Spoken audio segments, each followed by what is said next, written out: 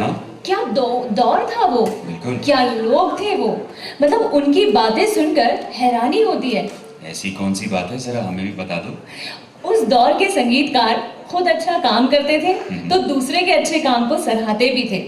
जब फिल्म अनपढ़ की एक गजल नौशाद साहब ने सुनी तो नौशाद साहब ने कहा था, मदन जी आप मेरा सारा संगीत ले लो और अपनी ये गजल मेरे नाम कर दो। महान लोगों की महान बातें अनादि। जब फिल्म अनपढ़ की बात निकली है तो मैं यह जानकारी भी दे दूं कि यह मदन मोहन की पहली फिल्म थी जिसके लिए फिल्म फेयर अवार्ड में उन्हें बेस्ट म्यूजिक के लिए नॉमिनेट किया था। जो है इनसे कहना चाहूंगी कि ये जो गाना है उसका कुछ छोटा सा एक धुन बजाएंगे आप, ये जो अभी अभी गया है, आपकी नजरों ने समझा।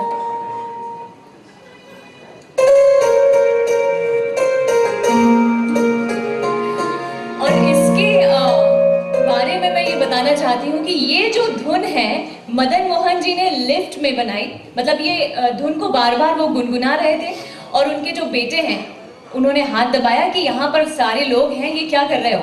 तो उन्होंने जल्दी से घर के अंदर गए, दरवाजा बंद किया, हारमोनियम ले गए और आधा घंटे के अंदर ये धुन उन्होंने बनाई।